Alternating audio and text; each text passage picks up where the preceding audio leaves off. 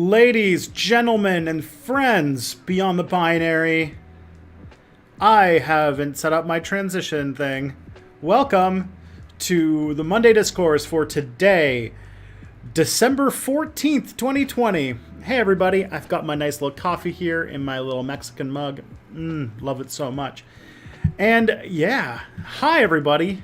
I am Tristan from Step Back History, and Tristan Won't Shut Up. I stream 3 times a week, Monday, Tuesday, and Friday, unless, a video is coming out. So I should mention all of the things. All of this is going to be Eastern Standard Time, whatever that is related to you. Monday Discourse, if it's noon till 2 is when I stream the Monday Discourse, which is what I'm streaming right now, with where I have Mia Mulder on and we talk about the internet and things coming and going in this weird world of discourse we're having. And that goes from 12 to 2. You're watching it right now. Step Back Tonight, which is a show I do on Tuesday nights. It goes from 7 till 9, where I hang out and we talk about stuff. I just go talk directly to you, the audience, right now. And then on Fridays from 12 to 2, I do The Reactor, where people send me things to watch, and we watch them. Big watch party together. It's real fun. I go by he, him pronouns, and you can find my work at stepbackhistory.com or tristanwon'tshutup.com.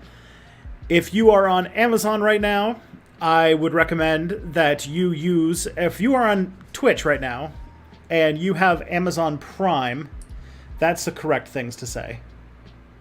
So if you have Amazon Prime and you're on Twitch right now, I would recommend, hey. Awesome, dude. Thank you. 5 months. Wow. So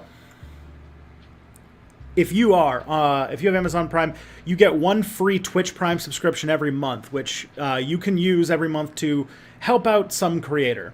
I would recommend that you do so, because if you don't use it, Jeff Bezos gets to keep your money. So please help a Twitch creator pay their bills or whatever it is that they need money for.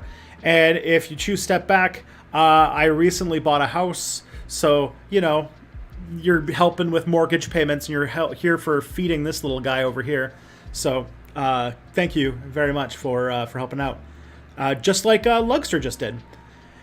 My latest video on Step Back was about Japan, specifically the Japan occupational period, where there was a left-wing movement to change things, and kind of a talk about why lost causes are important to fight, even if you know you're going to lose.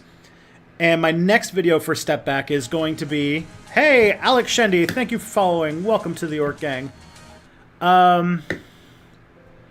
So the next video coming out on Step Back will be about the Port Arthur, the Texas Vietnamese shrimper incident that basically brought the white power movement onto the American stage for the first time.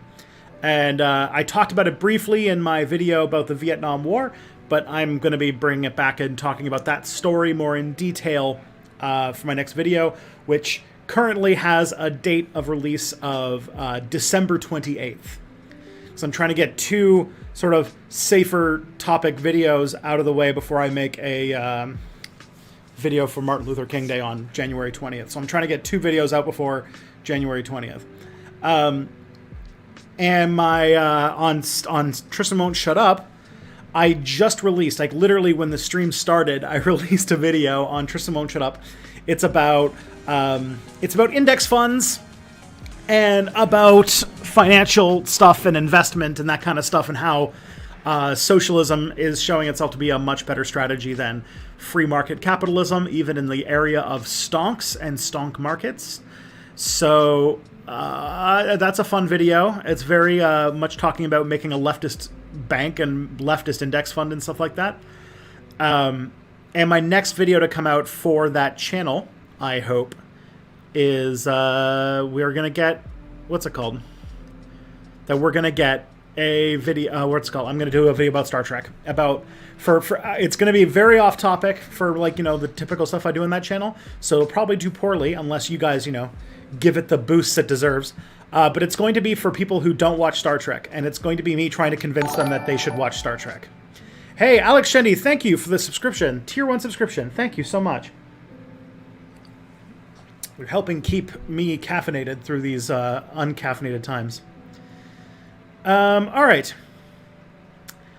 So that's everything for my videos. If you want to submit a question for me to answer at some point on this stream, if you want to help keep this stream full of fun content, I'm going to put a link in the chat.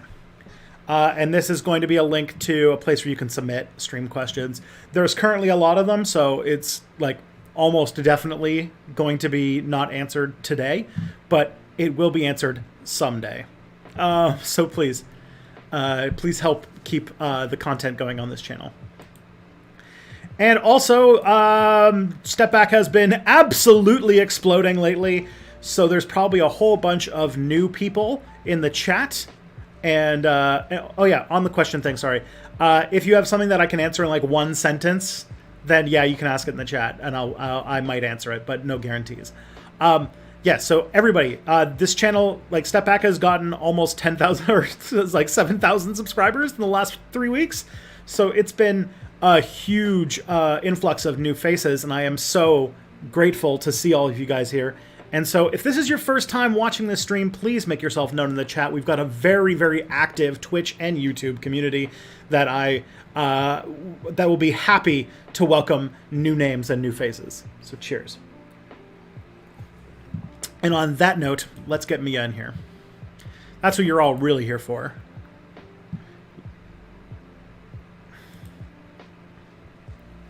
Hello. Hello. Oh, camera doesn't work. Hello. Yeah, it does. There it is. Hey. Hi. Hello. My name is Mia Mulder. You should tell everybody what you are and what you do. I am Mia Mulder. I am the Empress of Scandinavia, and I make YouTube content occasionally on youtube.com/c/Mia Mulder, and I make fun stuff. I make videos that talk about discourse in various things. I also have a history background, and ostensibly, allegedly, I am an historian, even though I haven't really done a history video in a while. I made one on Valley, but that doesn't count. That's more. Real. You have a history background. Yes. And that influences things.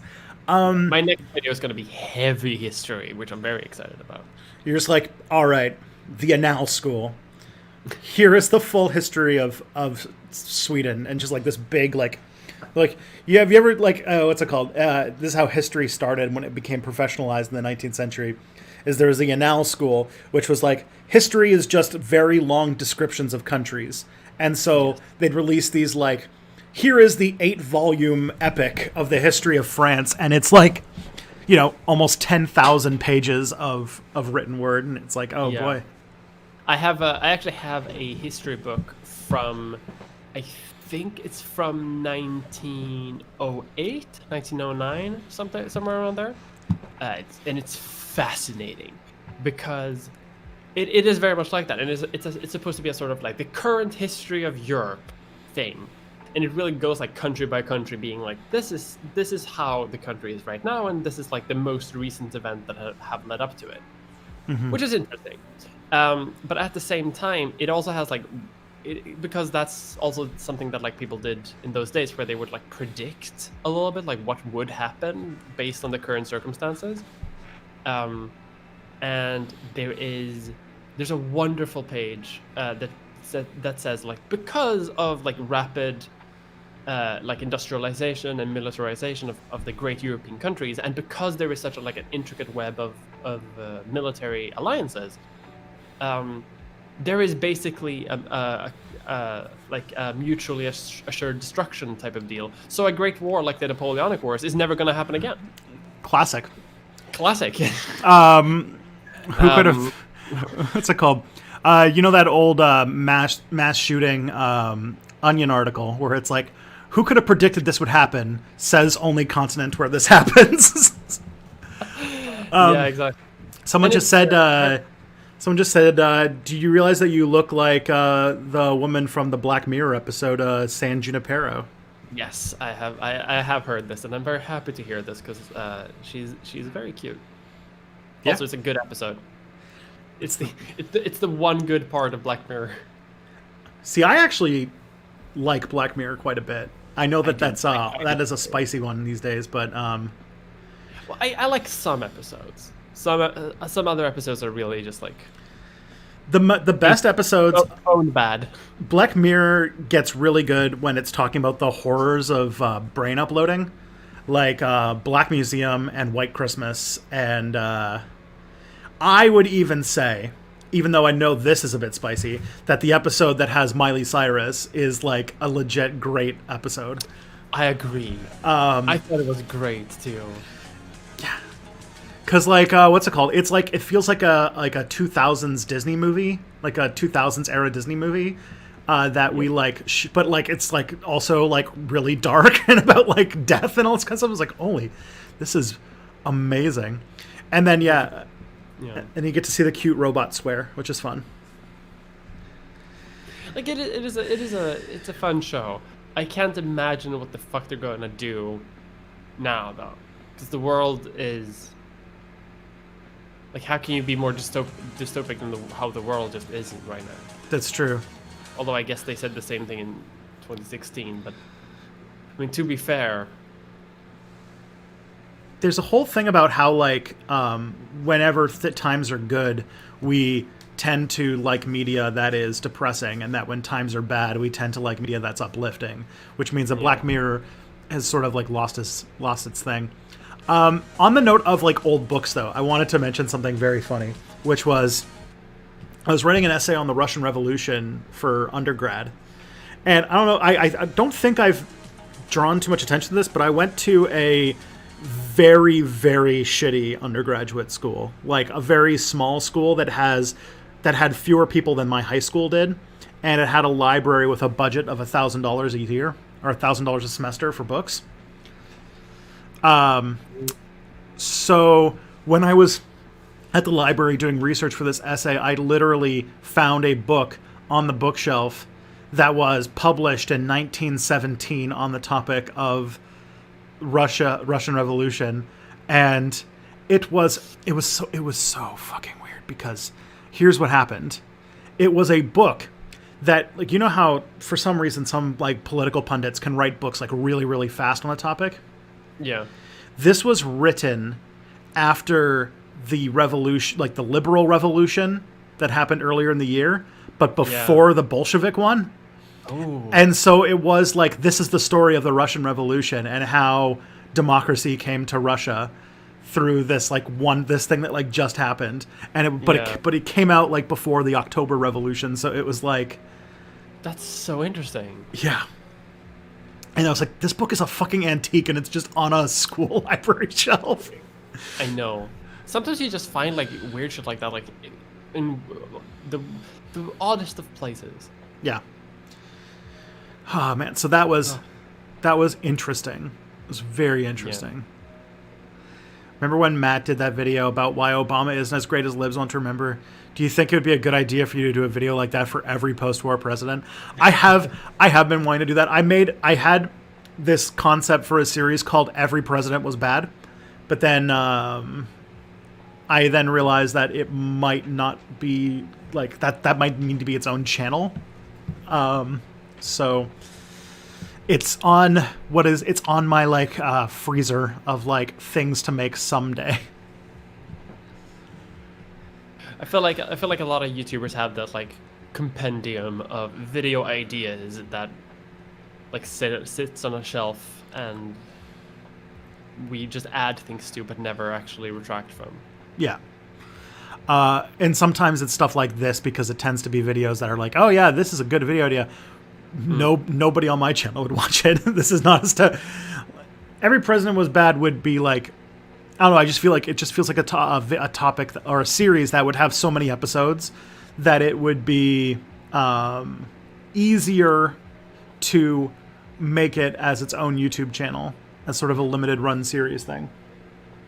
It would definitely work, yeah, as a sort of like I can see it as being a sort of Netflix show. Like it would have to be a standalone thing, as you say. One video a month for several years, and then one video every 4 years. Good stuff. Or one video every 4 to 8 years, I guess. Yeah, Be like Presidential, the podcast, which was very clever. This was done during the 2016. So what happened is that something about the 2016 election, that the election happened to be on the 45th week of the year, and so they did a like historical documentary about every single president for every week for the year, ending with Donald Trump. And it was sort of like a historical biography of every president. It was pretty good. And now every once in a while they just do random episodes related to what's it called? Related to presidential history. That's cool as hell. That's a very nice format. Yeah, someone did point out that would make a good podcast, and that's true. Yeah. Okay, so that's everything. What else is... Also, I just got affected pretty heavily by... I just saw a picture that just came out. Like, it came out, I think, like at 5 o'clock this morning. That is the first doses of the Pfizer COVID-19 vaccine rolling out at, what's it called? At Pearson Airport, which is the big airport in Toronto. And so it's like, oh, shit. It's coming. It's coming. I heard, speaking of COVID vaccines, I heard that Canada has like pre-ordered 6 times its own population worth of vaccines. Maybe. And I've read something about like we're going to immunize our own population and then like donate everything else to everyone else. But to me, that very much seems like hoarding. Yeah. Getting from every possible source first, and then like when everyone in Canada is immune, then the rest of the world can have the COVID vaccine. Yeah, there's also the fucked up stuff that some parts of the world, like they're looking at, like basically, if you look at a map, this map that I found earlier today, it shows basically the global south might not get the vaccine until as late as like 2023, which is like, of course, capitalism strikes again. Such a very efficient distribution of resources. Yeah, and oh yeah, and my friend Betty, who's in the chat, just said that she's because she's an architect and she's working on storing the vaccine properly because the Pfizer vaccine has to be kept at negative 80 degrees Celsius which is a pain in the ass. That was the thing that we were trying to hope would not be the case, but it looks like it is the case.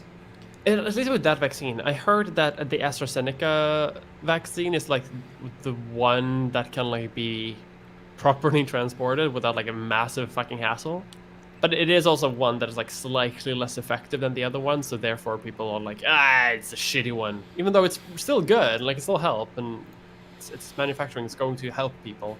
Mm-hmm. And the fact that it can be distributed at a normal-ass temperature is probably going to be the biggest indicator. Yeah, flu... There's a video, I think, by Half as Interesting or something, talking about the logistics of the vaccine, because apparently the logistics is like the hard part. Yeah. Like, developing it is like one hurdle, but the logistics of actually getting everyone to have a vaccine, that's out there too. Especially, dealing with not only the logistics, but then dealing with the psychological the very normal people who are going to say that it's full of like Jeffrey Epstein's DNA or something. Someone also said this. I also noticed this too. They closed a COVID testing site, a huge COVID testing site in LA, so they could film a scene for a Hallmark movie, which is a gender swapped remake of She's All That is starring TikTok influencers. How every sentence you said just made it worse. The title of the movie is He's All That. Fuck off. Fuck off. Death. Holy shit. Like, that was some psychic damage, huh? It's been a long time since I got psychic damage on this show, but like, that hit good. I hate that. Like, viscerally. I hate that. Gotta love LA. Who wants that? Like, who wants that? Like, has there been like a massive outcry on Twitter for like, we need this? We need this more than COVID vaccines. We need this Hallmark movie beyond anything. This was the same week that the mayor of LA, by the way, LA is like having a huge COVID problem right now. The mayor of LA was caught having dinner at a fancy like 5-star like Michelin star restaurant with a bunch of people close together with no masks. Oh, you've turned into a woman in a 1960s show. There we go. Yeah, like, I mean, it's so obvious that so many people in power just don't actually give a shit. Yep. Like, imagine what could happen if people actually gave a shit. Yeah. We could have We'd be so better off. we But could have no. solved COVID in 2 weeks if we just behaved. Yeah, like, if the people in power just, like, paid people to stay home and, just paid people to stay home for 2 weeks. If everyone just took a break for 2 weeks, we'd probably be fine. But no, the market needs to survive. All hail the fucking market. Yeah. That stonks meme is getting a lot of it's getting a lot this year. Yeah, the stonks go up and health go down. God, I'm so annoyed at this. So that Fuck was the market. yeah, it's such a thing. There's also someone should. I realized that very quietly that this person is just asking me questions. That's just a list of things that happened on the latest episode of The Worst Year Ever, the podcast that's done by like a bunch of people. And there was an idea of like pragmatically that the first people to get vaccines should be the real assholes who we cannot get to behave. Like we cannot get to obey the wearing masks and stuff because at least they're not going to be like fucking like typhoid Marys everywhere. I suppose. Yeah. God, what a world. Yep. Should we answer questions from the archive? Yeah. I've got a bunch that were specifically asked to be answered with you around. Yeah. So let's. What am I doing? Let's try to process the inbox. Yeah. To lessen the load. What's So something sad. you heard growing up that you didn't realize was bigoted until later? I remember people in school telling me that Quebecois schools taught that Montreal was the capital of Canada, and thinking back on that, that was clearly anti-Francophone bigotry.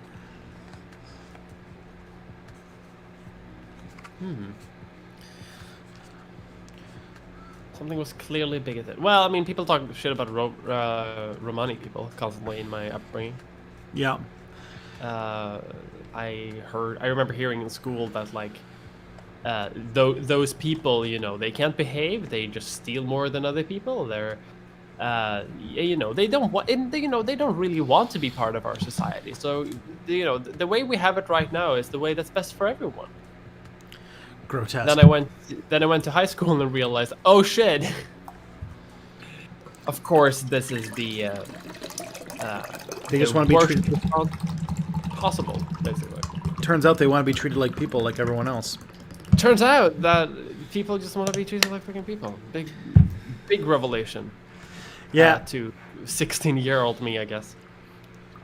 I already mentioned that I was raised by somebody who's from the prairies, and so I was raised with some very, very not good ideas about Indigenous people that both my mom has changed on and I have changed on. So, Thank God.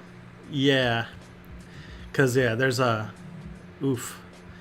So that was one. All right, what do we got next? Oh, yes. There's a question. Have you picked up Tasha's Vault of Everything yet, and what interests you the most? Now, I'm not sure what your Dungeons & Dragons situation is right now. What am I drinking? It was coffee, now it's water. The Cauldron of Everything? Mm-hmm. I have not picked. It was a new Dungeons & Dragons book. Wasn't there some controversy around it?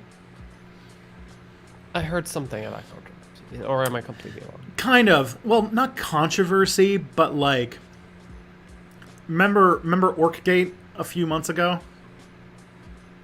No. Was Orc-Gate the one where people had disagreements about what orcs are based on?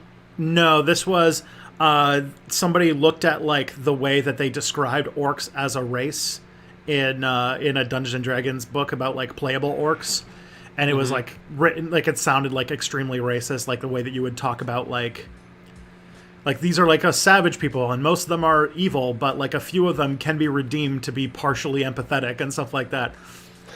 And everyone was like, "Oh shit, that's terrible."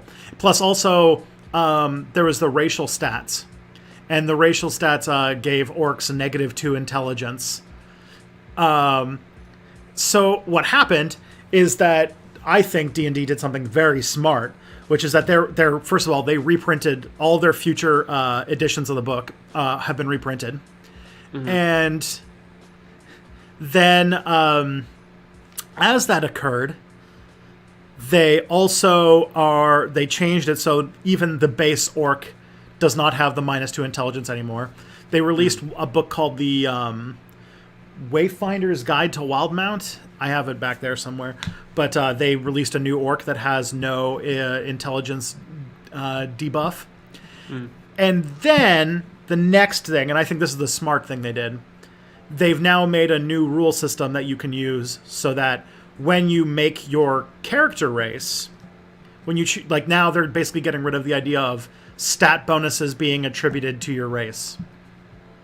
Oh. Because they're like, people can come from all sorts of different backgrounds, so you can be the hyper smart orc, or you can be the like buff gnome or whatever. So now that kind of thing has been removed, which is useful because it also they broke it down and what's it called, abstracted it in a way so that now you can use it to make any race that you want and have it be balanced.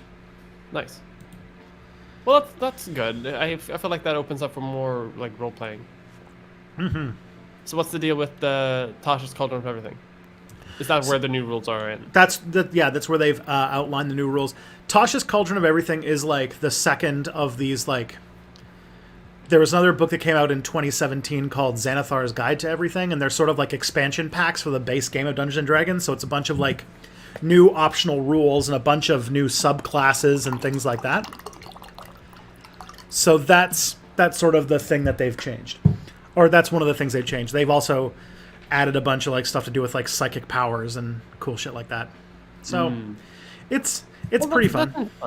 I haven't played D&D in, unfortunately, like quite a long time. I've joined a D&D group, but I am unfortunately so fucking busy that I can't play. Every day it seems I have some sort of work to do, so I haven't actually been able to play yet. But hopefully next year my schedule clears something like that, and then I can play. I want to play D&D so fucking bad, but yeah, it has so I been. haven't picked it up. I haven't seen it. It's been the thing that got me through pandemic times. Yeah, I started watching anime to get me through pandemic times because I don't need to like sync up my schedule with everyone else in order to do that. So I've been rewatching Attack on Titan instead. Good feel good show. What's it called? I took a great screenshot of that Twitter thread you did. That was just so beautiful. I was like, I hope this woman turns out. Wow, that's a big man. Oh no. Oh no. But yeah, the new book is interesting. It's got a lot of cool stuff. I haven't read it because even though I buy non-adventure D&D books the second they come out, I've been like sitting on like what's it called? I have a backlog of books to read when it comes to my D&D books, which is sad because I haven't gotten to it, and I'm like, how many books did I read this year? Oh, I read 30 books this year. Okay. God bless. Oh, that reminds me of another thing that I think. Did you ever get into The Expanse? Yes. Have you read the books? I haven't, but I really want to. They're on my to read list. Okay, so I'm right now mostly done the second book, which is roughly based on season 2 of the show. So if you remember, this is the one where the main story is that they're trying to rescue May, the plant man's daughter. Yeah. and dealing with like a war and everything. Anyways, so they wrote out of the show this point where they're like, oh shit, we lost our jobs and we have no money. Because Fred Johnson's like, you're fired. Yeah. And that the Rocinante is saved by the scientist man doing basically a GoFundMe campaign that takes off. And it's like, oh man. Plus, Avasarala is, I find, a much more likable character in the books than the show. But either way, I'm not going to spoil too much because the books are good. And I was always, whenever I was watching the show, I was like, I feel like a lot of world building and characterization is being kind of glossed over to make the show work. And then I'm like, and then I read the books and I was like, this is true. Okay. We got, are you watching Attack on Titan now that you know that it's written by like an alt-right dude? I know it's written by an alt-right dude, but I feel like many of the themes that people talk about, I don't necessarily agree with. Like there's a lot of like overgeneralization from the show from what I've seen. And I don't know. I don't get where some of the criticism is coming from. Like I don't see the parallels that people are making. I get that the author is like super fucking fascist and an asshole. But I don't think it's like a clear cut like analogy thing.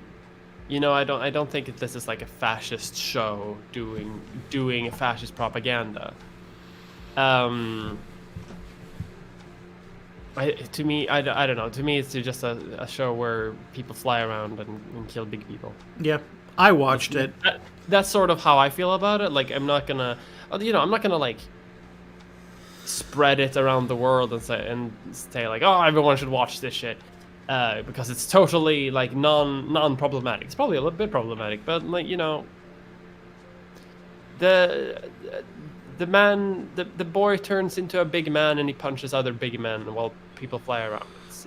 To me, it's just sort of that's sort of how I feel about it. Yeah, it was a show. This happens to me with a lot of animes, and which is that most animes are built around some sort of gimmick. And in that one, it was the pneumatic Spider-Man fights, pneumatic Spider-Man combat. And the thing though is that for some reason, I guess it's like just like a way of writing in anime, that you can't really not do the thing. The gimmick has to always happen. And so for me, Attack on Titan was like, I was like, oh, God damn it, now I can't watch this show anymore. Was when they were in a field, like they're on horseback in a field, and then they were getting chased down by a Titan. I was like, oh, maybe this will get interesting because they don't have any tall buildings. It's like, what if Spider-Man had to fight in Nebraska? What kind of things do we have to do? And then they were like, quick, let's veer over into that very conveniently placed patch of giant redwoods. And it's like, God damn it. And I was just like, come on, really? Yeah, they don't really explore that ideas. Like, you know, it's not the best anime in the world. It's kind of the same thing over and over again, to be honest. They look for scary big boys, they fight the big boys, they lose but almost win, repeat. Mm-hmm. Hey, if it works for you, it works for you. It's something to watch in the middle of the night before I go to bed, basically. Mm-hmm. Someone else asked, can I be your Pog Champ? I don't know what that means. I'm guessing it's a mix of champ and poggers. Because I don't know what it means, I am afraid to answer one way or another. It's true. This feels like this is the first time I've ever felt genuinely like culturally old and out of touch with the youth. I've heard this on TikTok. I have heard this phrase on TikTok, but I don't remember what it means. It means. So I'm gonna say maybe. Attack on Titan doesn't have a gimmick; it has a billion gimmicks. Okay. Yeah, it's true. What's it called? I have a desire to, at one point, revisit my childhood and watch Gundam Wing, because that was like the show on TV when I was a kid. I remember Gundam Wing. Hey, Betty, thank you for subscribing. Thank you. for yeah. Woo. Which ancient historical society would you like to see as an anime? Ooh. Ancient Greece. Well, there you go. That was so fast. No fucking hesitation. It's got everything that like a good anime needs: homoeroticism and philosophy. Fair. Done. Yeah, I could imagine. I always forget this guy's name, but I would love to see their depiction of the guy who who tried to settle a disagreement with a fellow philosopher who decided that an animal was a bird that didn't have feathers by taking a plucked chicken and throwing it into his classroom and said, "Behold, a human." Behold, man. Yeah, it's like Diogenes. Yeah, Diogenes would definitely be a fan favorite of that. Yeah. Good God. Isn't he also the guy who said, in a rich man's home, there's nowhere to spit but in his face? I don't know, but that's pretty awesome. Oh my God. Okay, this is going to be a tougher one for you. This is fun because it's talking about Europe and how great it is for trans people. Nice. So recently, a detransitioner sued the NHS, and now it's going to be way harder for kids to get puberty blockers in the UK. How should we feel towards her? She's obviously experienced a lot of discomfort because of her issues with gender, but she's channeled that into making life way harder for other people going through similar shit. I think that detransitioners who use their own health narrative to bash on trans people are they're the worst, because like detransitioning is not something that happens lightly, and it is like a real experience that should be respected, and it should be, but that's the case for every sort of like traumatic event, sort of like, and you can't use that to sort of claim to be an authority on the subject as a whole. That's not how it fucking works. Mm-hmm. Like, and we like, to me this sort of feels like people who it is good that the system is questioned so that it doesn't go wrong. Yes, that is the case for every type of healthcare, especially something like this. But at the same time, it's like making it harder isn't going to help anyone. The main causes for detransitioning are almost never misdiagnosis. That is extremely rare, and it's very much an exception of the rule. Most causes for detransitioning has to do with like not being able to afford the things that you feel like you need to do, not feeling social support, not feeling like you can do it, and many of these things, like transphobia in general, making it hard for trans people to exist forces people back into the closet. And I don't necessarily like how, because the conversation used to be like, transphobia exists, all of these things happen, it's shitty to be a trans person, and sometimes people go back in the closet. But now, this has been framed, all of these experiences has been framed under the umbrella term of detransitioners, which paints the image of that all of these people found out, I'm not actually trans. But that's not what's happening in 99% of detransitioners. And only about, like, what is it, 0.5%, 0.8%, something like that, of people who undergo any sort of trans medicine detransition. So the people who are making it harder for 99% of people are the minority of the minority of the minority. Yeah, and then so not only is that overinflated, but like the amount of pain that's created by not letting young people take puberty blockers and stuff like that is incalculable, because like I think it's pretty well known that like for trans people to transition, that like the earlier that you can intervene, the better overall. The easier it will be for reduces dysphoria, like massively. Yeah. Only reason. And So it doesn't like if there was a pattern here, which there isn't, but if there was a pattern here, I could see where they're coming from. But the evidence that is happening that the system isn't working as intended right now is anecdotal, and we can't change the entire system based on anecdotal evidence. That's not how improving science works. yeah. If we did that, we wouldn't do any type of surgery at all, because any of them can have complications or errors. Even the simplest surgery has a fail-off percentage, has a chance of misdiagnosis. But we still gotta do them because medical professionals have sort of, and society in general has done a sort of cost-benefit analysis of being like, well, if we do it, there is a risk, but if we don't do it, the harm is greater than if we didn't do it in the first place. And between those margins is a huge buffer zone. So even if we did do something that would reduce harm, if the distance between harm and benefit wasn't great enough, we wouldn't do it anyway. That's why most surgeries are safe. That's why most medicines are safe. Not safe-ish, but safe. So, I got it. It sucks to say, but like anecdotal evidence isn't enough to change the entire system. Sucks. Mm-hmm. That's sort of the point that I have. Because like if the only alternative here is to change the system to make it worse for everyone else, then that's a bad change. If the system would, if we could adapt the system so that no one would be harmed, but the people who are currently being misdiagnosed would be sent on to to proper diagnosis, for example.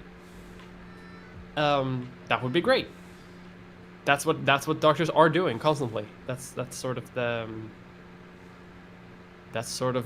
point of the diagnosis process, which is currently like what 99.2 or something like that % effective. Oh boy. Sorry, got a bit of a rant there. I mean, I always feel so like ill-equipped to participate, because like this is like, you know, this conversation's going on in Europe and it's not going on as much over here, and so I'm not very much happening on the British side. Europe isn't really doing this that much. Like things in Europe are just slow as shit. But the UK is definitely having a sort of turf moment right now. Who called it Turf Island? I don't know, but whoever did, it's perfect. Yeah, because here transphobia is like the reactionary right is the primary drivers of it. It's sort of like what's it called? It's what the like hardcore religious people moved to after they realized they couldn't deny the civil rights of gay people anymore. Yeah. It's really fun. This is great. Things that are happening. Life is. I'm sorry. That's a bummer. Yeah, it really is. Gotta like get. Let's see what questions we can answer. What would the model citizen work under socialism? For example, if we achieve socialism and everyone receives comfort and wealth, will we all turn into upper middle class, overeducated liberals? Oh, I sincerely hope not. I sincerely hope so. No, I'm kidding. No, I think like, you know, if it hasn't, like, what's it called? Universal income tests just shown that people will just do what they like to do, and that is very varied. Yeah, like people are drawn to the things that they want to do, and that is a wide variety of things. Yeah, so it makes me think that under socialism there would be less formal education because fewer people would go to school for the explicit purpose of like getting a piece of paper that says you can get good job now. Yeah. Like, I don't know of Like, how many people. If you know that you can like make a decent living without having to get like a big formal education, then yeah, you would probably do work that you would either feel more comfortable in or the work that you would like to do. Yeah, I imagine there'd be more informal education, but like going to get degrees and stuff like that, like I feel like that would be a less common thing. Or Yep. if you look at like how it was under the USSR, which was far from a perfect system, very far from a perfect system. How it worked for them is that they wrote an 8th grade aptitude test, and basically they figured out through a standardized test who was like going to be an academic and who wasn't, and they would go to university because there's only so many university spots open, and so they would give them to people who have shown aptitude for different things. There's no freedom in that, but That's not very perfect. no, but it did result in a lot more women going to school than in like the West, because it was just based on how you did on a test, not like your admission essay or. Yeah. There are things to learn from the USSR, but both good and bad. Yeah. Let's say it like that. Okay. I've heard people across the political spectrum, even leftists, say that politics is about conflict and having an enemy. However, if we achieve socialism, how will a society made on the basis of cooperation, how will politics work? I never liked this approach, and I thought under socialism we would be very amicable and cooperative. So how could politics be organized? Will we just act like liberals or do something else? So I guess like the thing to start there would be conflict theory, which is basically Marxist sociological theory, which is the idea that you can analyze society as conflict between different classes. Mm-hmm. And then if you look at like the Communist Manifesto, his sort of like statement was that the communist revolution would be the final one that would sort of overthrow would overthrow the idea of there being different classes. How politics would work in such a situation, that's getting into super speculative territory, but I could see, first of all, there's never going to be like everything's going to be honky-dory and there's never going to be any conflict. But I have an anarchist answer. I don't know if it's a socialist answer. Which is that everything would be super local and that we would be more focused on how to get things done rather than fighting over whether or not poor people should starve. Yeah, and I think, I feel like that's also kind of a socialist answer, like how it would be a question of other priorities than we currently have. Because I feel like when we talk about politics today and conflict today, we talk about very specific things, and we don't talk about other things.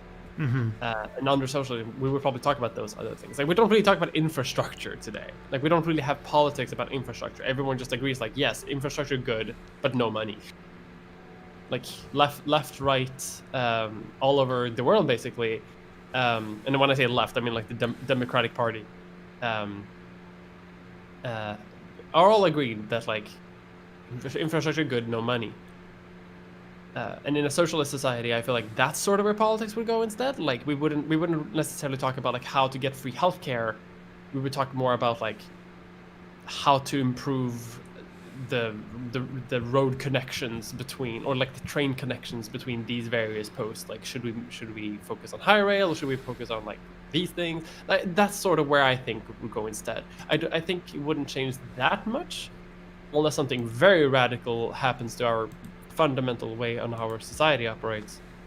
But that's sort of my theory. I just think it would be a massive shift in priorities. Politics would become a European video game. And we can only hope so. Yep. God, I want to play Victoria 3. I want to play Victoria 2 right now. Yeah, I do think that there would be a lot. There'd be a lot about how we would do things rather than like whether or not we're going to be able to do things. And I would say, like, thinking as an anarchist, I would think that a lot more of politics would be like diplomatic discussions between different groups of people trying to work out how to coordinate on things. Like anarchist society would be a lot more complex politically than say ours today, because we don't have like all these like centralized organizations. So a lot of like ad hoc agreements and things like that. And I think that that's more about like politics would be a lot more local and a lot more messy. And so there'd be less of like there'd be no players that are like the grand leader of this country that has millions of people in it, because they wouldn't exist. So we'd be more focused on like stuff going on in your town and like what kind of relationships you have with people in other areas and things like that, which I like, because I just don't think there should not be anybody powerful enough that they can't, if they really fuck up, just be like kicked out of the committee and they can't do shit anymore. Like Kicked out of the committee. Yeah.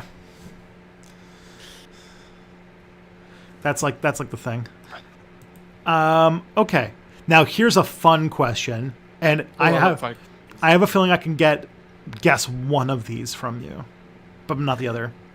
So if you were to be the host of an episode of Drunk History, what would you drink, and what historical event / figure would you talk about? Fucking easy question, easy answer, right? Magnus. I know it's Magnus Hirschfeld, of course, but I don't know what the drink is. The drink. I would. Okay, so they don't all only drink one thing, right? They get started early. I love Drunk History, by the way. It's such a good show. I need to contact some people at Nebula for this, because I want to make Drunk History. Sweet. But legally distinct Drunk History. Desperately, I should do this. Actually, I'm gonna contact some people at Nebula like tonight and be like, hey, can I do Drunk History? Anyway, Kurz gesagt, I want to do Drunk History. Please. So I would obviously talk about Magnus Hirschfeld. I would probably start by talking about Kraft Ebing and sort of the start of the sexology movement, and then into Hirschfeld and sort of the institute, because that would be a fun story. And I would start off with cider, but then during the actual like sit down in the comfy chair and like talking to the host or whatever, I would drink probably absinthe. Absinthe? Damn. That's gonna be real Drunk History. Yes. For two reasons. One, I have a hard time getting like real like sauced. Yeah. Like, if I drink wine or cider or beer or whatever, like I can get kind of up there, but like I will start feeling just full after a while. You got your Viking blood. Exactly, it doesn't work. So absinthe can kind of like get me to be completely sauced really quick. Mm-hmm. And I am very, very fun talking about history when I'm sauced. So this could, I want to do this. I've been actually wanting to do this for over a year, but like I haven't got into it. I should. I'm gonna talk to some people at Nebula, see if I can maybe make it a Nebula exclusive. Oh boy. Because they're not making Drunk History anymore, right? They've made a few seasons and then they're done with like cover something, and you don't need that much. You need alcohol. You have to like the reenactments are the key part, right? So the reenactments would be the hard part. That, but I feel like that could. I feel like, be done. Yeah, you've got your like what's it called? Standard's a big family of people that I'm sure you could get to do stuff. Exactly. I feel like there's a lot of creators in there who would like be. Because you could like very up for doing something because you could like then like you don't have to have history all the time, because then you can be like, oh, like this person will be played by Sarah Zed and this person will be played by Will Fox from The Exploration, and This will be Yeah. played by Jareth and Corey from 12 Tone, and I'm trying to remember all the other. What's it called? Ollie There's a and. lot of us. Yeah, there's a lot of you. Oh. Oh. I want to do that. I want to do that. I could imagine Ollie would be a fucking pro at like the lip syncing to slurred words thing. I could. Oh, that'd be fun. Oh, I forgot that's a part of it. I forgot that's a part of it. Oh god, I Yeah. gotta watch history again. What a good show. Yeah. So I'm all right. So plastered past. I like. There's been like a Plastered whole. past. There's been a whole list of people trying to make like cheap knockoffs of drunk history in the chat. Hammered history, high historiography. Oh. Listen, you've unlocked something deep in me, and that's the producer inside of me. And she sleeps most of the time. She's not actually that active, but when she's active, something happens. I can't get high on the internet though because weed is very illegal in Sweden. You know where it's not illegal? Here. Oh, It must be fucking nice. I gotta do an. Don't show it. Don't gotta- show it on stream though, because I think that will like get you kicked off. Oh, I mean, like it's. I'm trying to find it here, but it's like, it's not like it's literally like this. Oh my It's God. just like, it's just I'm not gonna use it. I have to interview somebody after. What? You're like, what is this? It's like a vape pen with oil inside. Like, what's it called? This is weed now. The only way you'd be able to tell is it has this little warning THC sign on it. And Banned. also, someone in the chat suggested LSD history, which I would be very into, because then I could meet Magnus Hirschfeld and talk to him as we're recording. Yeah, I have a feeling that's one that could go that could take some weird turns very fast. Okay, so It would like, be good TV though, good content. so for me, when it comes to drinking, like I'm bad at hard liquor. I don't enjoy it very much. So I would have to. I'd probably drink some sort of craft beer, and then I would get. I think as I've been drinking so little since for the last like few months that I could probably do it. And then I think about what my subject would be, and that would be tough because like Tristan's history is not stuff that a lot of people consider history. It's like a very modern history. Yeah. I have a feeling that there's a pretty... Okay, so there's Roy Cohn and freaking Joseph McCarthy, because they were... But that's a bummer, and you kind of want something... I mean, like, I need something fun, right? Yeah, like something that's interesting to... Oh, yeah, of course. I do Emma Goldman. Emma Goldman is, like, fucking... the kind of... Sounds like a drunk history topic. This sounds very much like a drunk history topic. Oh my god, I would love... I need to watch drunk history. It's been a month. By the way, I am actively on my phone contacting people at Nebula, being like, "Hey, can I do the show?" CGP Grey. I need money for booze and history. I need to buy absinthe. I'm trying to remember. I was like trying to remember the three people who run it, and it's like it's CGP Greg, Kurzgesagt, and then just some random what's it called? Like I should say Angel that Investor. there's been some management changes, so I don't really know who's running it anymore. But Oh, okay. I don't think it's them right now. Should stay. So like, don't add to them because they will be like, we're not even with them anymore. Yeah, it's true. It's been I haven't like checked up on what's been going on at Standard for like a year. Okay. Did you hear about the massive strike in India where 250 million people are on strike? Yes. I People on Twitter keep retweeting it, even though it's been going on for like what, a year and a half. It's pretty sweet. The Mead memoirs. Ooh. Okay. We got here. Are reindeer domesticated? feel like this has come up before. We talked a little bit about it before. I don't think they're domesticated, but I think they're like tame, which I think is a different thing. Or it's the other way around. I don't remember how it is. Like they're like they at least in Sweden, like the Sami people herd them, and they run around the north of Sweden, grazing and stuff. But they're not like pets or anything. They're tame. Like they won't fuck up people, but at the same time you can't have it. Fair. I don't know full distinction between tame and domesticated though, but there is a distinction. Like, I think foxes can be tame, but I don't think we can domesticate foxes yet. I think they're working on it still, but yeah. You're very much working on it. There's that guy in Russia who's working on it. Yeah, there's there's like one fox farm in Russia where they're just like breeding foxes in a very weird way. To domesticate them, to turn them into pets. Yeah, exactly. Because if you think about it, a fox would be like having a cat dog.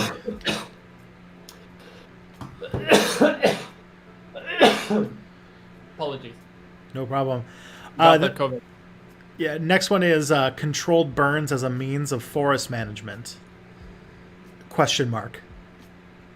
It works. It's good. Yeah. Indigenous people did it for thousands of years. Yeah. And only recently are like Western countries realizing that this is actually working. Ooh, okay. Now here's one that I would be interested to see how this comes out.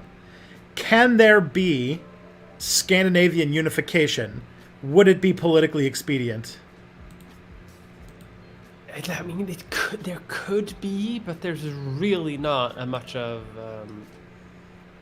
there's not a movement for that anymore. That movement sort of died in the late 1800s, in the Danish-Prussian War, when Sweden didn't help Norway. So that's not really working. And ever since then, like Norway, Denmark, especially like Norway has sort of like gone on its own path a little bit.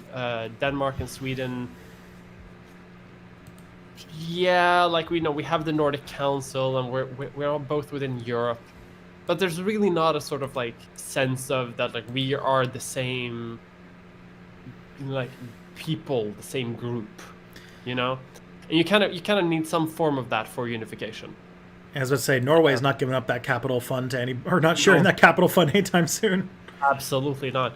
And so, yeah, like again, in the 1880s, maybe, like Norway is in a personal union under Sweden. Denmark is like losing its sort of international prestige and may want to like bump up in a sort of like new Kalmar Union thing.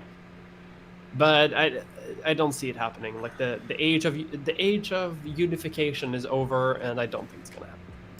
Yeah. Unless we get a new age of unification, but I think on that level we're gonna talk something like a pan-European empire or something like that. I've been playing too much. Someone's gonna win a Paradox game.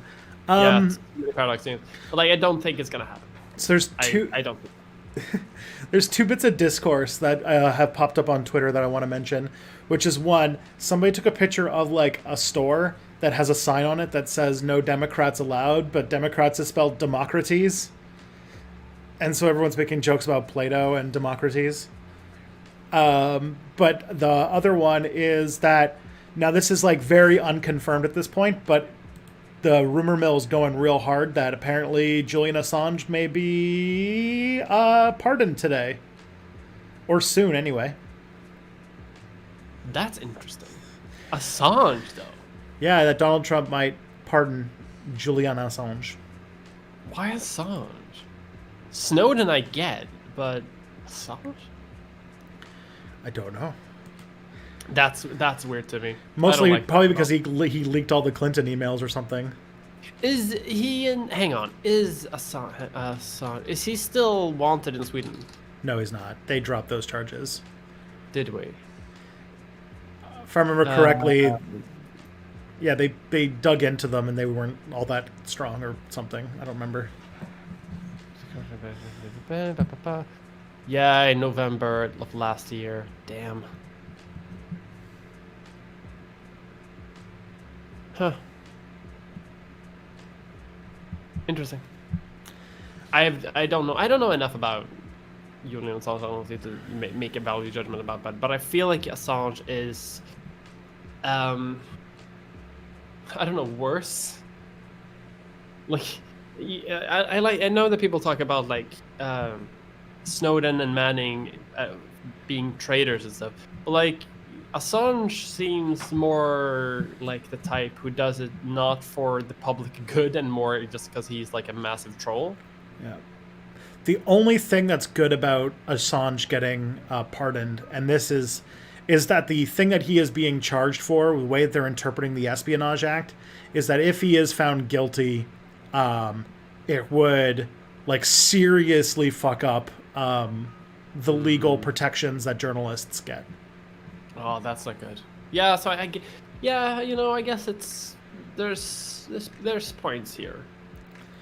But I think coming from Sweden, most of what I hear about Assange is from the court cases here in Sweden that he was wanted for. So maybe my impression is tainted.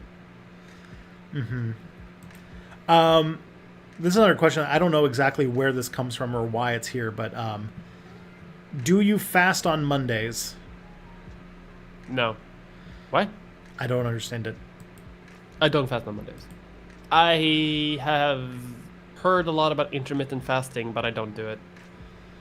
I am far too snacky to do that.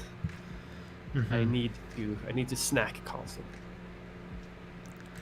The next one we got here is, what about Bernadotte? What about them? I don't know. It's just anybody can submit questions. What about them? They're it's the Swedish royal family. The first one of them had like a death to all kings tattooed on himself, and then he became king, which is very funny. They're a family of weird people, basically. So I don't know, Swedish royal family. Okay. The next one is this is from IDK LOL. Who are you? That's an intrusive question with a question. Who am I? Okay, sure. All right. Was there much agriculture going on in Sweden 1,000 years ago? I think most people just imagine Vikings running around a big pine forest or something. There was agriculture on a similar scale as like most European countries at the time. Like we had surpassed the hunter-gatherer era in Scandinavia by that time. But the reason why Vikings went to Vikings so much, why people in Scandinavia wanted to colonize the rest of Europe, basically, is because Sweden, despite farming, is not that great for farming, and neither is Norway. Denmark is better, but it's still cold. Like the soil isn't good. Yep, you can only plant herring and grow herring trees every doesn't. It doesn't work in the long term. So people wanted to settle in the more south, so that they can actually get more food. Oh, that part that Denmark rightfully owns. That's on the southern tip there. You mean part of England, or no? That's Danelaw? southern. That's southern part of Sweden that is rightfully belongs to Denmark, and apparently there's a fight over this. No. It's rightfully Swedish.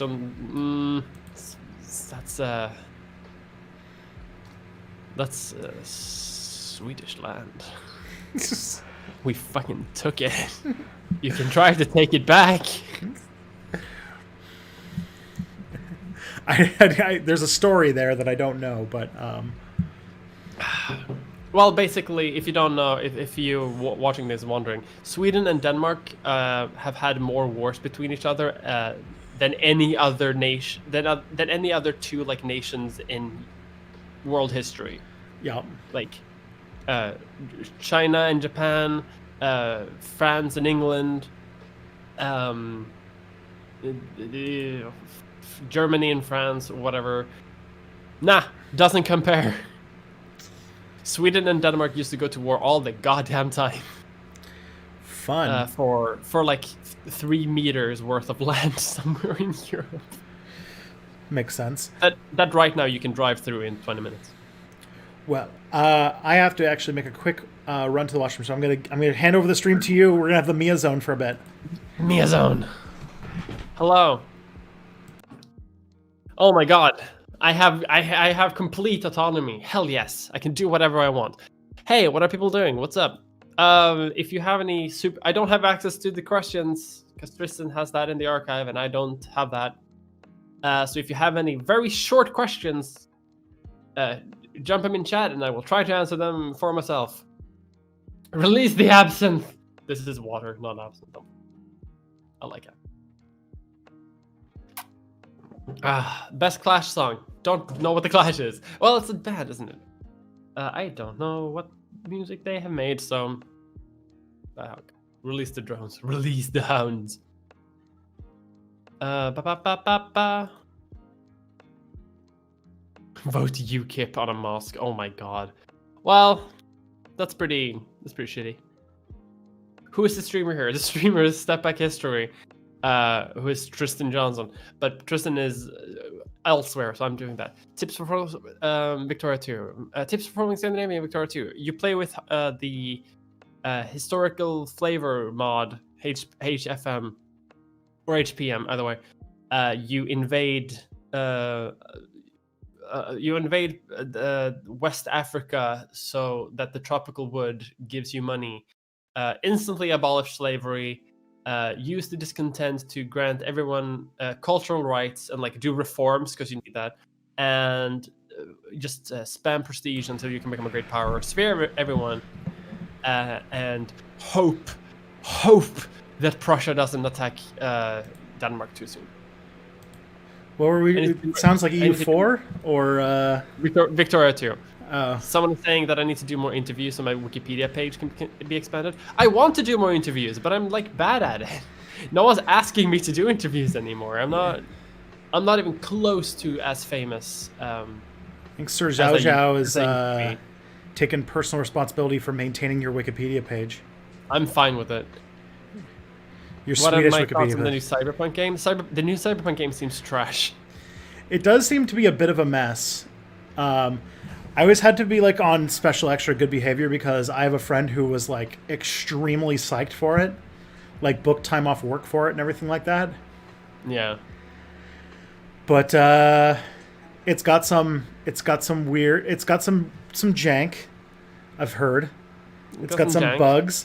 It is tried to do a progressive gender thing, but then ended up being really weird about it and being... Yeah, it's a whole thing. I don't know if you've followed up on that whole thing.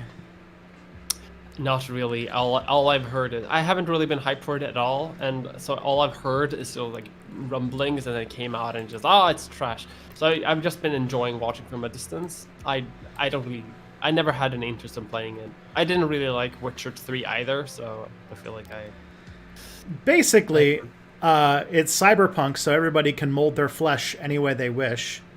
So when you make your character, genitals is just like one of the things that you just choose. That's irrespective of the rest of the character, which is good for one. So you can have genitals no matter what gender you make your character. Yeah. But then for some reason, women can't have men's hairstyles and vice versa. It's like, and yes, I see that we got a $5 super chat. Thank you, Zane. And it says, in an anarchist society, how would laws work? Would they be written, or would everyone just understand? And the answer to that is it would probably be kind of like a contract type thing.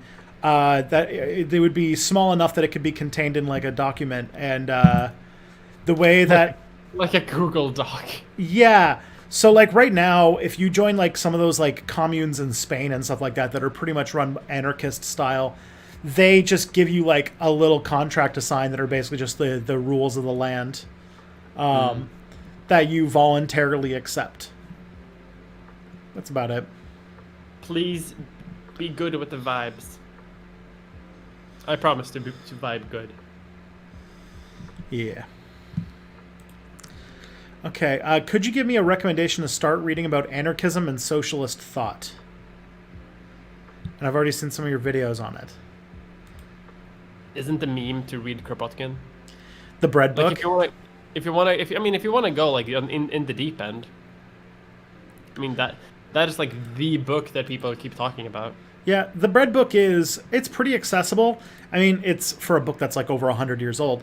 It's pretty accessible. It talks about the kind of main things about anarchism, like about how do you do leftist change if you don't make sure that everybody's kept fed and stuff beforehand. Um, that's a good it's as good a book as any to start with. The other one that I want to read, and this is just on my personal list, is to read The Ecology of Freedom, which is a book by what the hell is this guy's name? The guy who's basically the intellectual father of Rojava. Oh, I know what you mean, but I don't remember. And democratic confederalism and all that kind of something, Ocelon or something like that. Yeah, Either way, it's a bit more modern, up to date take on the whole thing. yeah. Then for socialist thought, I mean, here's the thing: I never recommend people read Capital. It's too hard. It's too much. It's too much book. I also don't think it's like very well written. It's not well written. It has math homework in it. It's a whole thing. So I would recommend reading David Harvey's Companion for Capital. That's what I've read. That's my Capital reading. Mm-hmm. Because David Harvey is basically this guy who teaches a class on Capital every year, and so he's like distilled its ideas to a very manageable book. So I think that's a good thing. Yeah. And then there's so like there's that. There's a Communist Manifesto which you can like read in a sitting. That is also pretty solid. Yeah. It's a lot shorter than people think it is. Mm-hmm. Do you have any other recommendations? Not really. I feel like when people read, like when they take their steps into like reading more traditional theory, I don't really want to like tell anyone what to do, because I feel like when people did that to me, I just felt overwhelmed entirely. Mm-hmm. So I feel like pick a book that you like and read it in however you want, and then that book will lead to other books. Like when you like look for what people are talking about it online. If you check reviews and stuff of it, people will often recommend things to read instead, or in stuff like that. So like pick one book, either about democratic confederalism or the bread book, or pick one of the like the big names of like lefty thought that you think you'll agree with more, and like pick and see what like their foundational work is, and read that and see how you feel. And if you don't connect with the material, that's fine. Just drop it and find something new. Like that's don't plow through a work just because you think you have to. Yep. Don't read Capital just because you think you have to. It's not worth it. Other things you can think that someone just asked, like, where do you get them? Because they don't have much money. You can go to Marxist.org. They have a big collection of leftist theory texts. I think I'm trying to remember if it's like libcom.org as well has a big collection of anarchist texts, but also LibriVox, and LibriVox is a group of people that make audio books for prominent texts that are in the public domain, so you can do it that way. All the books that I mentioned, except for David Harvey's Capital, most of the books I mentioned are in the public domain. So like the Communist Manifesto and the Conquest of Bread are both in the public domain. So you should be able to find it online for free pretty easily. And then and people have like read them on YouTube and stuff like that. So there's a lot of places you can find it.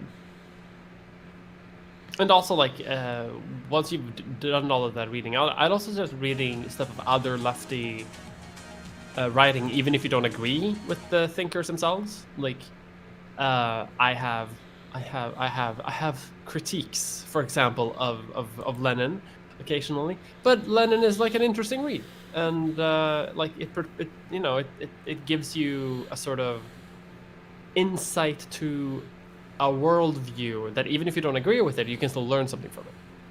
Yeah. And that goes for all sorts of things. Yeah. That's my hot take. Yeah, what's it called? Sometimes Daddy Lennon's hard to criticize, but he's I disagree with his bombing anarchists' military strategy for defeating the monarchy. That to me was a bit of a counter strategic move. Seems like it's not maybe the optimal strategy. No. Yeah. Okay, where are we at? Next we've got, you've mentioned that Cody is a Christian. Yes. I don't understand how you can do what he does if you believe in a religion that involves destiny, like in his What If Rome Never Existed video. He entertains the idea of Jesus never existing. Wouldn't his religion make him think that's impossible? I mean, yeah, Cody's Catholic, but also like what's it called? Every like suitably religious person compartmentalizes their ideas of existence pretty well. This is just like, what's it called? That's just religious stuff. That's just how it works. Yeah. But it's a contradictory and complex area, just like anybody's religious beliefs would be. So I can't really dig into that kind of stuff. That's personal to them. All right. Is it rude to ask a religious person why they're religious? This always is my first impulse because I find religion so baffling. I don't think it's rude, but like, don't push it. Like I feel like it, because a lot of people are religious, but they don't necessarily they're not evangelical about it, or they don't want to be in your face about it. So,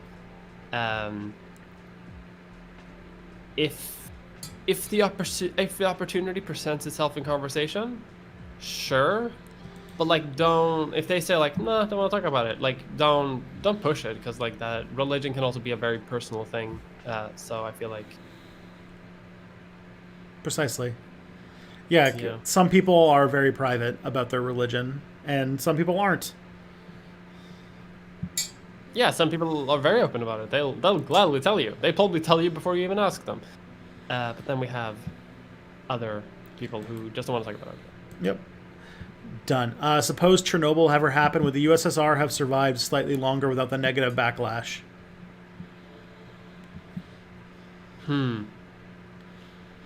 Because this thing is I don't know if Chernobyl was the thing that caused a lot of stuff to happen, or if it was just a sign that things were in bad shape. Yeah, it's a bit of a chicken and egg situation. Because a lot of people the main thing is that Gorbachev. Now he said this in retrospect, so take it with a grain of salt. But he said that he knew that he knew that things were coming to an end when Chernobyl happened. That it was a sign that things had decayed to a point where there was no coming back. Yeah. I feel it's not the cause of it, but maybe it would have delayed the end a little bit. But it's the final nail in the coffin, probably. Yeah. Or one of the. It was a sign things were going bad, and it definitely did not foster Ukrainian and Belarusian love for the Soviet Union. Yeah. Okay, let's see. How would a federation of anarchist communes and syndicates deal with a pandemic? One of the most common arguments against decentralization I hear is that it would be near impossible to organize something like pandemic measures in a centralized system like this. Well, as we can see, it's really impossible to organize a pandemic response in a very centralized system as we have right now. Yeah, in many ways, I would argue that there's problems with the fact that when you have a centralized government, you rely very hard on it, and all you need is for one organization, one leader, as we learned, to have a bad pandemic response to lead to millions of cases and thousands of deaths. Yeah. And so I would say that there's that aspect that highly centralized states are also have a weakness in that they're very top heavy, and that one mistake can ricochet into even worse things.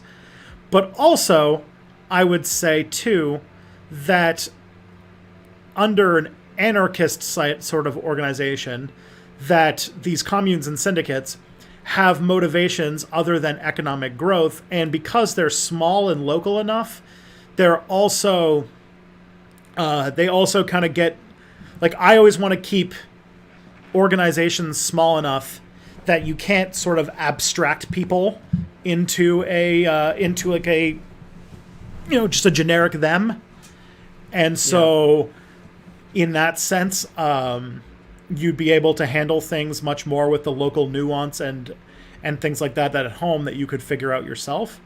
And also in a situation where, like, say there wasn't money or a need to keep stockholders happy or elections to win, that the only motivation for handling a pandemic would be handling a pandemic and keeping society afloat. And so I feel like that would open up a lot more ability to respond in ways of things that need to be done, like more than, say, Trump, for example, who fucked up the pandemic response because he wanted to make sure that nobody freaked out because he wanted to win an election, he wanted economic growth, and et cetera, et cetera, et cetera.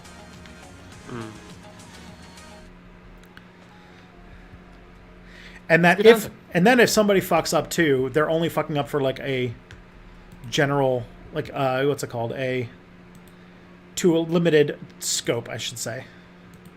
Yeah, exactly. Which in a pandemic is kind of not the worst, because hopefully other people around them will be responding better. Yeah.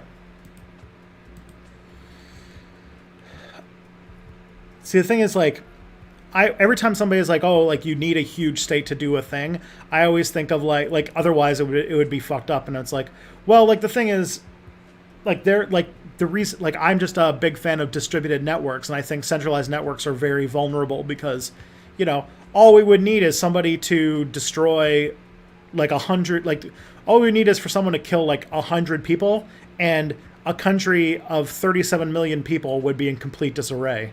I feel like that's very vulnerable. One person on a Supreme Court dies, and suddenly 300 million people get the rights taken away. Exactly. Healthy system. The best. All right. One argument against direct democracy I often hear is that people would propose bad, racist, etc. proposals, and due to the culture of neoliberalism and racism that stuck around many places for so long, would eventually nullify any progress that had been made. Do you think that kind of collective educational effort would be undertaken before any form of anarchist democracy could be implemented? If yes, then how to do this?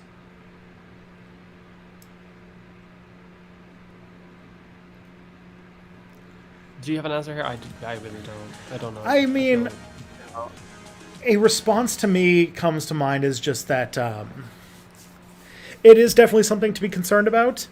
Definitely something to figure out what to do, is like the protection of minority rights, sure. And the thing, though, is that, as I said, I like to keep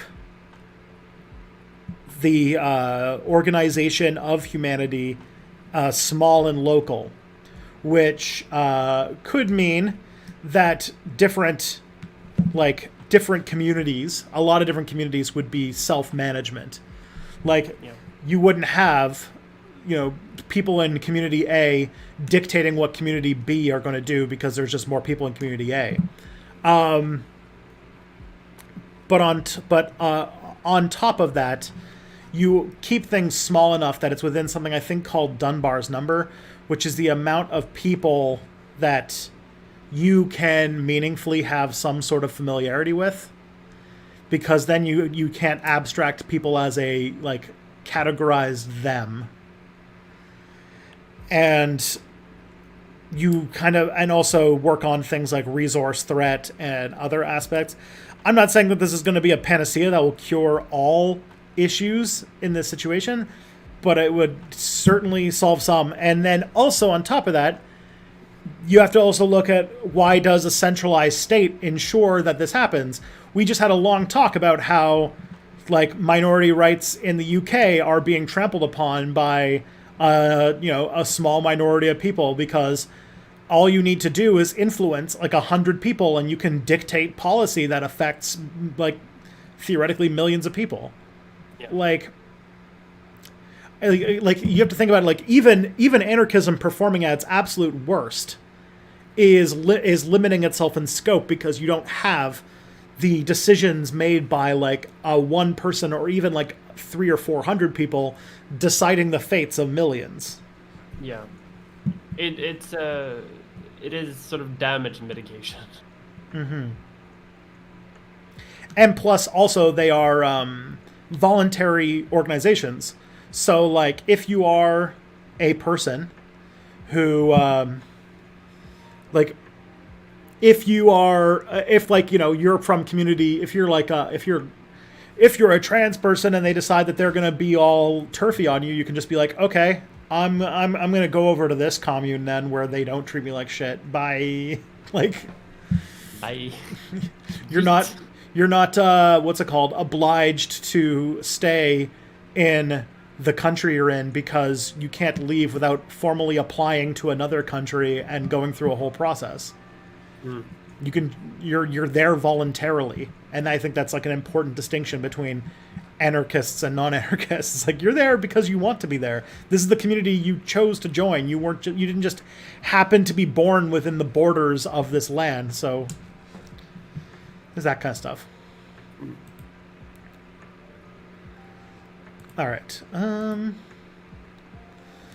In the U.S., some police forces have unofficial policies to treat right-wing militia groups as allies. Are the Canadian police any better? Any better? Maybe. But are they good? No. They definitely, like, there's definitely like the much more harsh crackdown on left-wing dissidents and things like that. I don't know, though, if they treat right-wing like militias as allies because we don't really have that many of them. In Sweden, there's a similar sort of vibe where the cops will crack down on left-wing movements way more, but they will still like protect right-wing parades and shit, right? Like they'll still serve to protect them, and that's despite like right-wing militias attacking police as well. So I don't think in Sweden, at least, I think there's no like allyship between far-right militias and the cops. But there's also like far less like active hostility against them than there is towards the left. Yeah, I mean, shit. In my country, our federal police, the RCMP, were created for the explicit purpose of suppressing like organized labor. So there's definitely a lot to it. Okay. Suppose we get rid of jails and instead we give most violent offenders mental health care and maybe something like an ankle tracker. If that was how things work, how confident are there wouldn't be like situations like, say, someone who harms children manages to attack a child because they're in jail. No one can get there in time to stop them.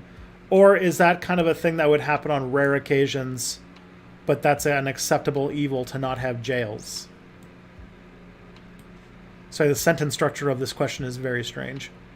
Yeah, it's a bit... But basically, hey, you want to get rid of prisons, but what if somebody hurts children while you release them? Checkmate, liberal.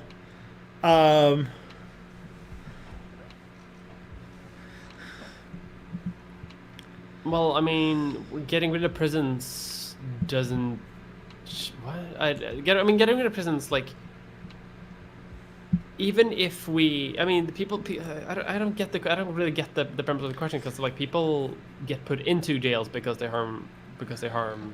Yeah, so the people. question... They don't they don't hurt because they get out of it. Yeah, Like, the idea would be that like the alternative to prisons would be some sort of like a reform system to make sure that they don't do that, which, as far as I can remember, is like statistically proven way more effective than having a jail, because right now putting someone in prison and then letting them out after a couple of years doesn't actually prevent them from harming people again. Like it just isolates them for a little bit. And the idea would be that the focus of a new prison system would be to sort of make sure that to prevent recidivism, you know? Mm-hmm. Yeah, like there's an idea that like if somebody is a continued threat to people around them, yeah, you would probably have closer monitoring or more constraints on their freedom. But for the most part, they'd be in a targeted program of trying to figure out what caused violence and how to approach it, how to resolve, like how to make sure that doesn't happen again. Mm-hmm. And I think that you would more often be able to find a solution that works than like this idea that there's just like this huge mass of people who are just completely irredeemable and will just need to be like thrown away and forgotten about forever. That kind of a thing. So that's how things work. How confident are you that there would be a situation where, like, say, someone has shown much as they're not in jail? No. I mean, like, I don't know, that if it is an acceptable evil or not. Like it's one of those things where we kind of have to do a cost-benefit analysis again, right? Like how much are we actually helping, for example, children, right?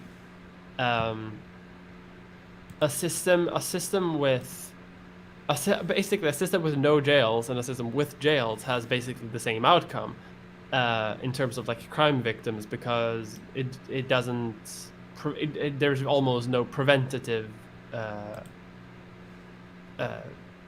aspects of the current prison system, right? Mm-hmm. Whereas reform would have that, but even if it didn't, it would reduce the evil that is currently happening within the prison system anyway. So even with a cost-benefit analysis, there would be more good generally, and it wouldn't cause more harm anyway. So makes sense. That's my thing. If I am completely talking complete bullcrap, let me know, because I've had a long day. Yeah, I need to make a big prison video on Tristan Won't Shut Up or something, because prison abolitionism is like one of the real sticking points for people. Like, it's really hard for people to imagine us not using torture as a way to stop people from doing bad things. Yeah. And that's a real sticking point, people. Are you ready for... We haven't done this in a while. Are you ready for the podcast response zone? Yes! We already kind of did a podcast response zone. We just got a line of questions in a row that were all just things that were talked about on the last episode of The Worst Year Ever. But this is the official podcast response zone. Yeah, this is the official response to the liberal podcast that I always forget the name of and am not super interested in learning. And that we don't listen to. And that we don't listen to. We just, what's it called?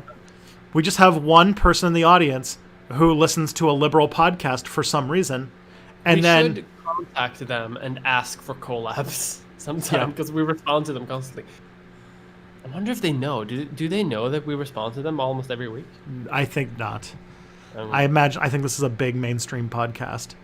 But basically, in the liberal podcast response zone, this person wants us to reply to a thing they said on the podcast. So the other day, the liberal podcaster guys did a Q&A, and I asked him what he said would make the Democrats... what would make the Democrats were responsive to what people want if there was no viable opposition party. He said, we don't need an opposition party for us to primary shitty Democrats and replace them with people like AOC. Thoughts on that take? And I remember I kind of answered this question a few weeks ago, but then it was marked for you to have a take on it too, which was that if this person believes that that's the case, that you don't need an opposition party as long as you have a primary process, then by that definition, China's a democracy. Like you just argued for a single party republic. And if you are cool with that, if you think that Saddam Hussein's Iraq was a democracy, or if sure, there is an argument to be made, but just be aware of the argument that you're making. Yeah. Yes, just be aware. You are by this logic arguing that China is a democracy. Yeah.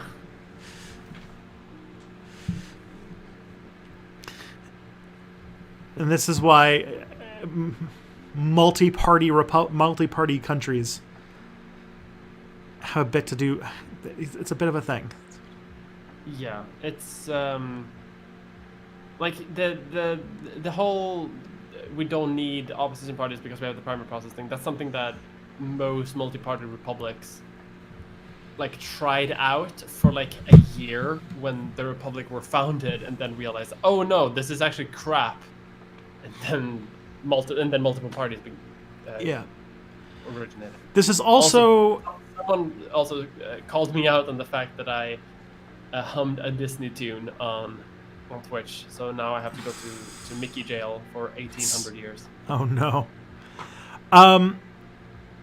Okay, so it also, the other thing I would mention too is that by saying that, you aren't actually, you're just exporting the democracy to the primary process, specifically the Democratic Party's primary process, which is crap. Yeah, I don't know if you learned, but this is a party that literally argued in court that they're under no obligation to have any form of actual democracy in the way that they choose their leaders, and that they're allowed to put their thumb on the scale as much as they want. When the Bernie campaign sued them after the 2016 primaries. So like that is an example of, now like what I would say, yeah. If this person just wants there to be no more Republican Party, sure, I would love that, because if there was no Republican Party, then then America might have the opening to create a left-wing party for once. It'd be great for America to have a second political party for the first time in ages. But like proportional representation with a bunch of little parties would probably be better. That would probably be best, but baby steps, baby steps. Yeah. 18, two actual parties is a stepping stone to potentially more. Yeah, man, can you imagine? One Democratic Party is the right-wing party again. The idea, picturing what America would be like with proportional representation is actually unimaginable. Oh my god.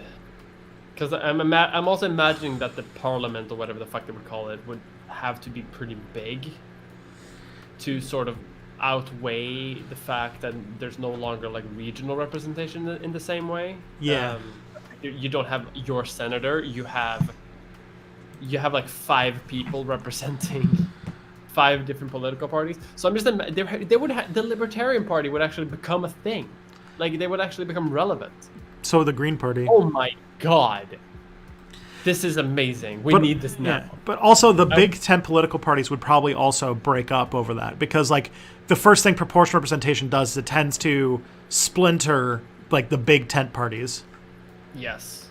Oh yeah, the Democratic Party wouldn't survive that. They would first become some sort of like democratic socialists left, and then like center moderate party, and then those would splinter to. And eventually we have the Communist Party having 2 seats because that's how many people voted for them. Yeah. Just so you know, I put Liberal Podcast Man having debate with Sargon in the reactor. Oh boy. Oh, that's going to be interesting. Spoiler, he says, "How dare you" a lot. Oh yeah, now I remember who this guy is. This is the guy who they made me watch a react to his video when his bookshelf was had hardcore like hardcover special editions of the Harry Potter series, and like it was just like, oh wow, yeah, this is a liberal's bookshelf. Like it was just some other stuff too. Like it had like The Audacity of Hope, the what's it called, the Barack Obama book, and it was just like, oh boy, this is so special. I don't know. I'm a person, when it comes to podcasts, I try to keep the number of podcasts I'm subscribed to extremely small, and yeah. I listen to basically like 3 or 4 podcasts at the most. And that's not weak. I wish I could have it that small. Oh, I think I find it almost already too much. Yeah, Even I think I've got like 30 or so, but a bunch of them are inactive and stuff like that. And I don't actually keep up with them, is the thing. Well, that's probably the best way to survive. The liberal podcaster response zone is over. In your last video, you talked about having to make common cause with trans people you don't agree with ideologically when doing trans activism. Yes. Do you ever feel resentful towards or even betrayed by LGBTQ people who aren't on the left? I sometimes feel that way towards autistic people who aren't on the left. I feel like specifically like LGBT activism in Sweden is like it tries so fucking hard to be apolitical outside of its like management areas. Because it's all basically run by one organization, which is called RFSL. And that organization is like the biggest LGBT rights organization. It is the one that is... It's basically the one in charge. We have one. And they are very like top heavy. They're very like top-down management style, and they really don't want to like change that much of like their ideological sort of tenets. Mm-hmm. So what they talk about when they do activism is very big tent. So I don't really feel that, because the people who are involved in LGBT activism are rarely also involved in like mainstream activism. There is a sort of like unspoken rule that if you do LGBT activism, you're supposed to like only do that and you don't do any other activism. Or if you do, you're doing it like with some overlap. Like you do Black Lives Matter, you do like refugee rights, stuff like that. But you may like, maybe you can be like part of some political party that is also supporting those causes, but most of them kind of don't, so they don't really. It's a very like split thing. And that means that it's really hard to become like bitter or resentful, because the people who I know who don't agree with me, they also aren't in positions where they actually can do anything about it. Does that make sense? Like there's a Christian Democrat who is like very far right, who is like a very famous trans activist in Sweden. So like when you're doing... Really, yeah. So basically like when you're doing gay stuff, it's all about gay stuff. It's not about like distributing the means of production and stuff like that. So it's easy to not think about where their politics are on other things when you're doing stuff. Exactly. Like I remember doing an activism, and I remember I did some chant or something, because my organization that I founded, we were very political. We kind of rejected this sort of apolitical stance, and I remember doing a chant at Pride about like the bourgeois all being scum or something like that. And I remember like a person being next to me being like, "Hey, the fuck? I love the bourgeois. I am bourgeois." And he was some sort of libertarian or something. And then I kind of realized, oh shit, you think this is a big tent organization? Nah. Yeet. So that's sort of what the vibe. Swedish activism. So I don't feel resentful, but at the same time, it doesn't really happen. The overlap of real politics and LGBT politics, like mainstream politics and LGBT politics, that overlap doesn't really exist that much here. So there's rarely a cross connection. Makes sense. Yeah, I mean, like, we're all tempered by American politics, where one party is like anti-gay civil rights, and then The other party is ostensibly pro. in that they want you to they're okay with you existing, which is like the best you can do, I guess, in America. All right, if/when you have kids and send them to school, what would/will you do when the school starts teaching them history that you know is outdated, oversimplified, or even nationalistic? I'll teach them my own history. Yes. Yeah. And if it's outright wrong, I'll talk to the teacher. Which will, I guess, make me the worst parent in history, because I know teachers who have to deal with parents, and they all have to be like, it's in the course material, like we have to do this. So you're confirming that you'll be a helicopter mom, but just about history? Yes. I would be like, you're teaching my child about the unification of Germany in this way? No, it's incorrect. And I slammed the book down. Yeah, I have a feeling that no kid of mine is going to last a long time without hearing tons of history lectures, just in general, from being in my vicinity. But, yeah. It's such a big part of our personalities. It's kind of... Yes. Just how it's going to happen. I'm very annoying in person. So am I. That's why we're such good friends. Yes. It's perfect. Okay. I just started reading The Dispossessed. Maybe this will make sense later, but it seems like people on... Oh, yeah, I answered this one before. Now, this person's reading a novel, and I'm responding to the novel as he reads it. Okay. Is there any point in taking part in a protest that has a permit? Oh, I already answered that one, too. Okay. This is just a bunch of stuff I answered last week. Okay.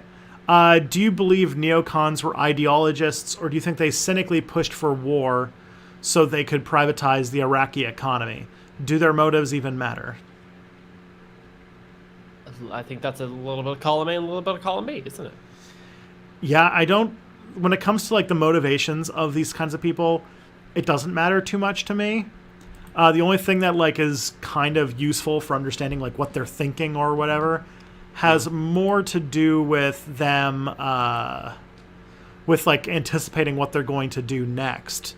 Like I think understanding that they are ideologically driven to, or that they are maybe neocons aren't as ideologically driven as you think, is when a bunch of them became Democrats to get rid of Trump.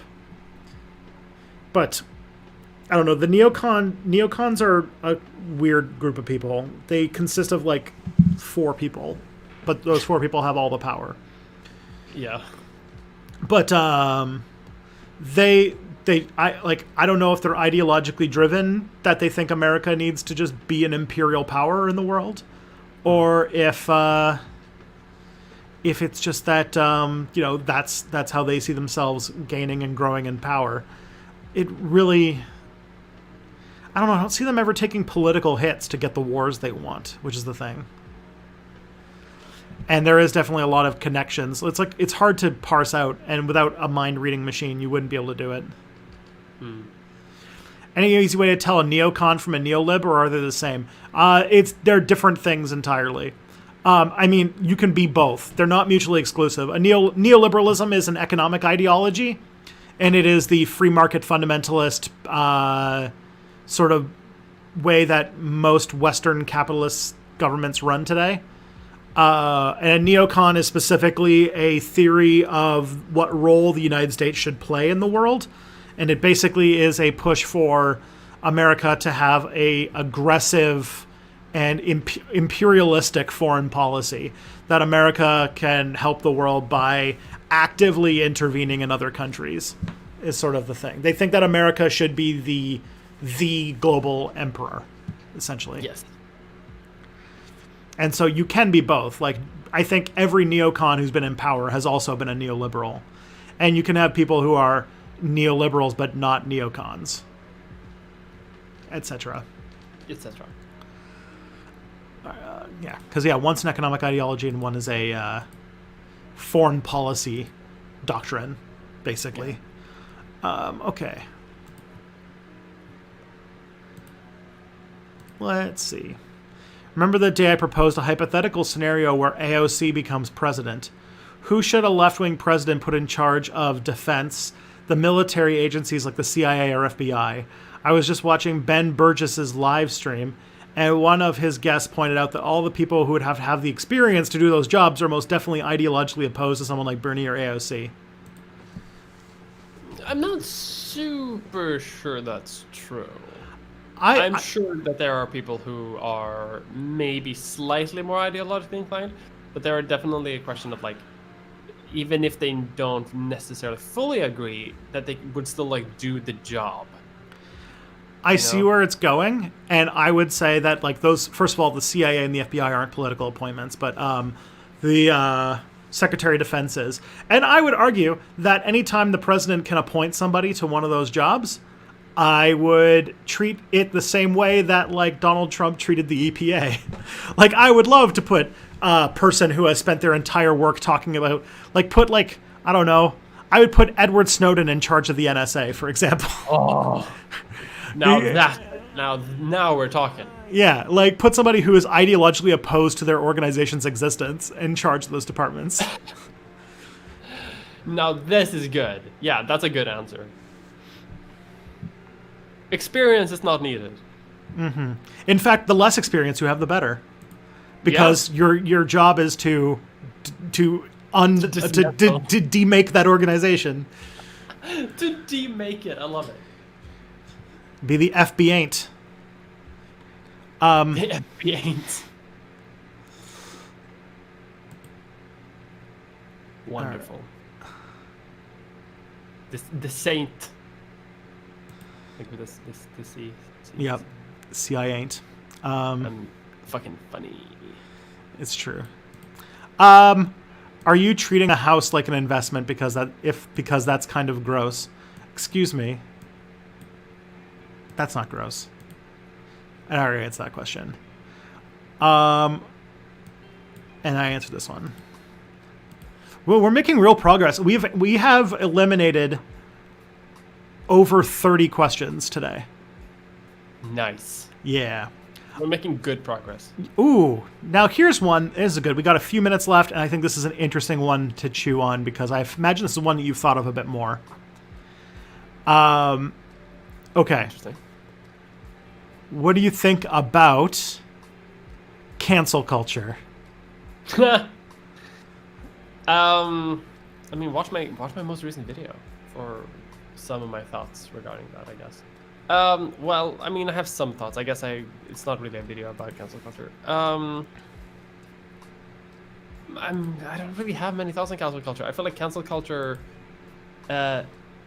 does exist, but doesn't exist in the way that most people talk about it to exist. Like, it exists for people who don't have power, but who are maybe perceived to have power.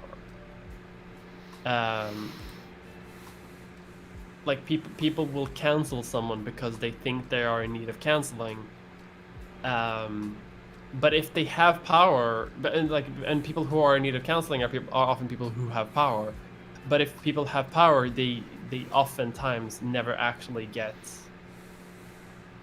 like, they don't actually face any consequences. So the only people who actually do get consequences are people who don't have power, and consequently are people who maybe shouldn't be cancelled in the first place. It is a sort of symptom of this massive interconnected world we live in right now, where the court of public opinion is stronger than ever. And I think cancel culture is bad oftentimes, because oftentimes it can lead to people who are marginalized getting like an overwhelming amount of flack. But at the same time, it is important that like people who need to be held accountable are held accountable. But these are not mutually exclusive things. They are often called cancel culture under the same name, but they are not the same. They are not the same thing. They are two very different things, and we kind of need to talk about. We need to separate those terms a little bit. Yeah. Yeah, I do think that the pronoun power is a pretty big one. Like most of the people, like some of the worst people who do terrible things are never going to get canceled because they don't. If they have enough power, you don't have to listen to people. Yeah. J.K. Rowling has been thoroughly canceled, and yet we can't stop hearing her opinions, even if we try. And we try so hard. Yeah. So here's the thing. I'm gonna. Hey, thank you, Night Watcher, for subscribing. 9 months. Holy moly. This is. So I have. So there's some things. So cancel culture has roots, going back to like the punk scene and stuff like that, as a way to have people like not be allowed in spaces because they've done like sexual harassment or things like that, and also to like root out like cops and undercover cops and stuff like and Nazis and stuff like that. So it comes from that kind of scene, and I think that in some ways it's useful because there are people who will not get comeuppances. The problem though is that that in a social media context doesn't work as well because you can't like save banning somebody from a platform. The only way that you can really cancel somebody on a social media platform is to basically harass them until they leave, which is not good for most cases that people are getting canceled for. And that in many times, so what people are calling cancel culture is more call out culture, which also has its uses. The thing about it is that because there's also like a clout game associated with being the person who did the thing, there's an aspect to it where a lot of problematic shit that could have been solved by saying, hey, like in a DM or something like that, saying, hey, that's not cool. Please like delete this or stop doing this. And it would be a much more productive learning moment that might get somebody of influence to like actually admit what they did wrong and actually have a learning moment and, improve discourse is removed because in the sort of shout out dogpile game that happens a lot, you end up with their perspective just being them attacked by a wall of angry people on the internet. Unfortunately, I don't see a solution to that, but it is what it is, and I don't know how to solve. That's why, like, even when somebody does something that I think is problematic, I'm less of a person who wants to jump in right away and get angry at somebody, especially if it's somebody that I know I can actually have a real conversation with, because I know that that's going to be a much more successful way of getting them to understand what they did more than like the mob. And also the mob is going to, because of like our psychological defense mechanisms, it's going to make people double down. It's going to make people act defensively. It's just like a way that our brains react to these kinds of pressures. So I don't know. I think it's like to not say that a lot of these things are not problems, but the solution doesn't make things better. It doesn't remove the voices, as you mentioned, it doesn't remove the voices of people who have any sort of actual power and mostly silences people who don't have power. Mm-hmm. And at the same time, because of the experience of having that happen to you, as I'm sure you know firsthand because you tweeted a heart emoji once. A crime for which I will never be forgiven. Yeah. That it is not exactly the kind of experience that makes one amenable to wanting to learn a lesson. Yeah, it makes you really decide to see everything that comes out of whatever platform you're on as complete dog trash, which isn't productive. Like, even if it is complete dog trash, that's bad. But at the same time, even if it isn't complete dog trash, which it sometimes isn't, that's also bad because now you're ignoring all those things too. Yep. Okay, so we are at 2:00 and I've got to go because I have to go do an interview with somebody for a future video. So before we go and bombast Lumiru with love and views, would you like to tell the internet where Mia content is and how to consume it?